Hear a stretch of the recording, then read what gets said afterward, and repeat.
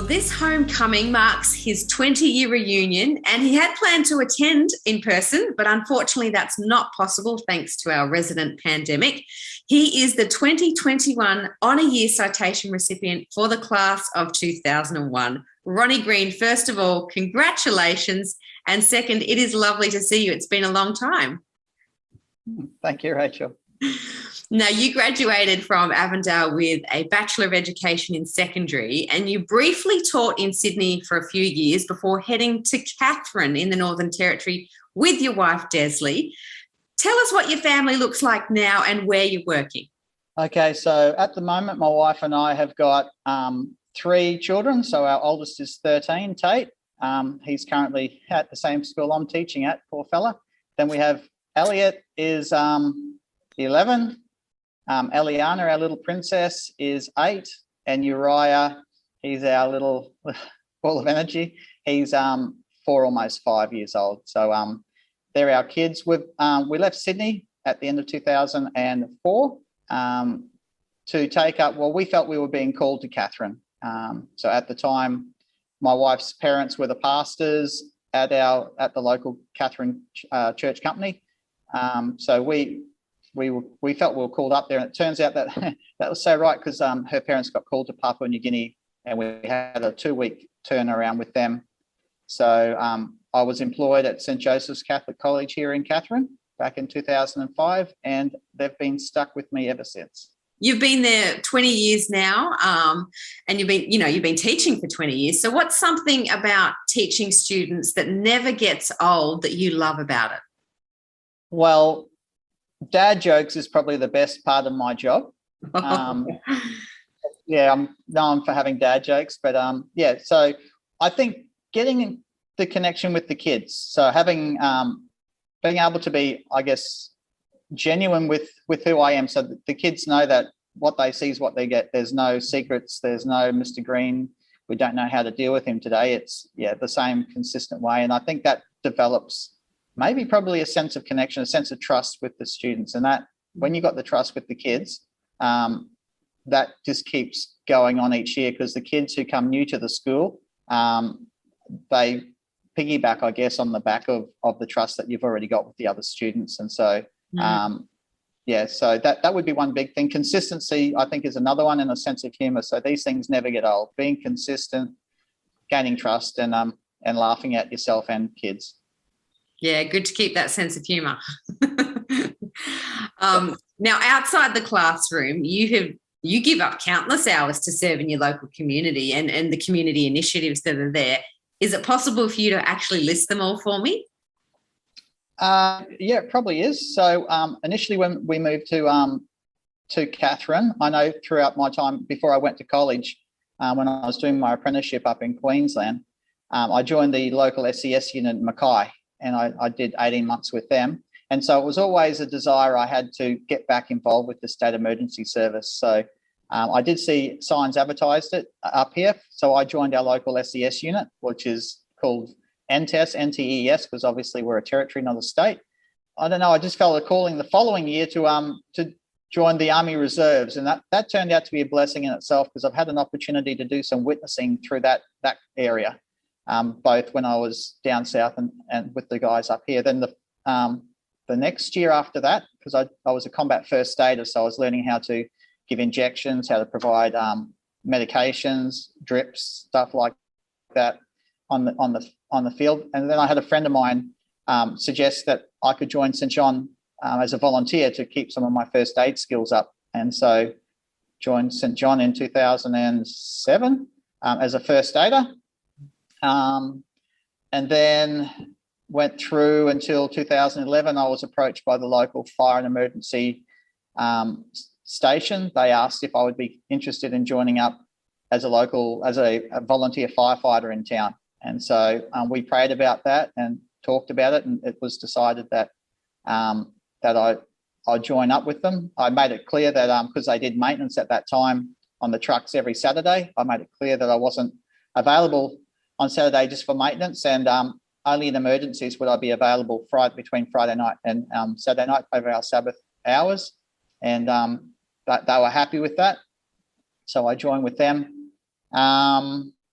I'm just trying to work out what else. So yeah, and then as we had children, and they've gotten older, St John Ambulance in the Northern Territory, only in a couple of states now, they've got juniors and cadets. So it's a bit like our church has a Pathfinder program. St John Volunteers have a kids program as well that teaches a lot of different skills similar to Scouts. So as my kids got older, so I started helping out with junior cadets, and then eventually took over. I was given the responsibility of taking over the leadership of that. And then as Tate got into older cadets, I stepped up in to help teach that. So teaching with the cadets. Outside of that, we're heavily involved in the church, and I think that was the big reason why we were called to Catherine was, as I said, my in-laws left within 2 weeks of us arriving for Papua New Guinea. Between Desley and I, we stepped in, and the church remained open. I mean, the obvious question is now, like, where do you and Desley find the time? And I include her in that question because I know it must be a team effort.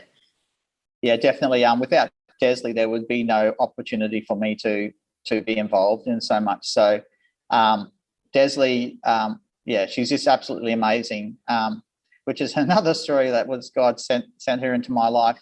But so we discuss it, and she's very willing to look after the family and keep the tables rolling at home while I'm out doing the things. But Desley's just, she understands, and I think we've discussed it many times, and she said that her contribution to our community. The life of a school. That's it.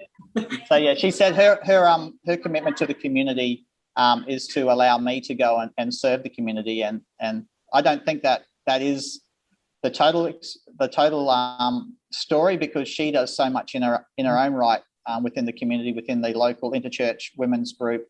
She's made some amazing friends that they just encourage each other, and kids groups and that. So it's just because Desley is an amazing person, and God's blessed us where we've been planted. Yeah, and look, I know we're acknowledging you this weekend, but she deserves a Wonder Woman award as well. Absolutely, yes.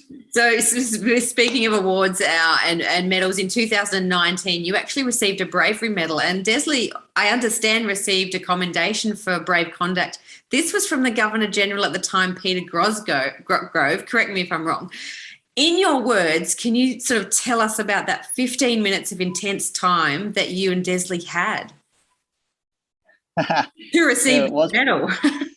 It was intense. To put it into context, in Catherine, I live on a street not far from the police station. The police call it Gaza Strip for some reason. And at this time, the property across the road from our home had experienced times of domestic violence.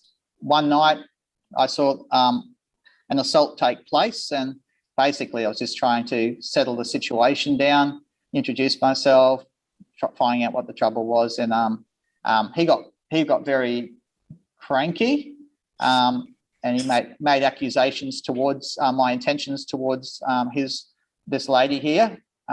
Anyway, he walked back across the street, and Desley had come out by this point, and I had my back to the man because I didn't feel threatened at all, and I was talking to her, and she said, he's got a knife. And at this time, I was standing between the man and the lady who was on the phone, and he was getting very angry. He was pushing himself up against me, trying to reach around me to get to the lady, and eventually he got past me very quickly. She was knocked forward. Desley came forward and grabbed the phone, which was the object of his anger at the time. And it was at that point Desley was able to get the phone and step just backwards away from his sight and keep talking to the police. And I was standing beside a 6-foot fence on one side of me, and I had the lady slightly behind me. And it was at that point that I turned to see if she was okay. And then Desley screams out, and the lady screams out, he's got a knife, he's got a knife. And so the lady was behind me at the time, fortunately, but he came forward and he attempted to stab me. And as I've shared before, I didn't know at the time that God stepped in at this point. So he made a very definite attempt to stab me. there was nowhere I could go except bend over and hope that he'd miss me. And when I bent over and then stood up when he was past me, I had not felt anything. Quite often they think you react straight away and you do brave stuff. No, I was petrified. It was at this point that a lady, a couple of doors down on the opposite side of the street, yelled out for him to stop, or else she'd let her dogs out. We had never spoken about the incident together, this lady and myself, in the whole 12 months. And she was talking to me and she said, you know, when that guy stabbed you in the back, I was expecting you to stay down. I went, what do you mean? She said, I saw the knife go into your back and I was expecting you to stay down. She said, I thought he was dead. He's going to be dead. And so for me in that conversation, that was, I guess, a huge praise point that I've had ever since then, where God saved my life. Yeah, that's an incredible story and really frightening for both you and Desley, but certainly a huge amount of bravery on your part. If you can believe it, there is a whole heap more to Ron's story, so I encourage you to jump onto our social media, our Facebook or our blog website, and you can read his citation there. Ron, you have an amazing commitment to community and to your family, and for those reasons, Avondale's honouring you this weekend at Homecoming. So congratulations and thank you. Thank you, Rachel.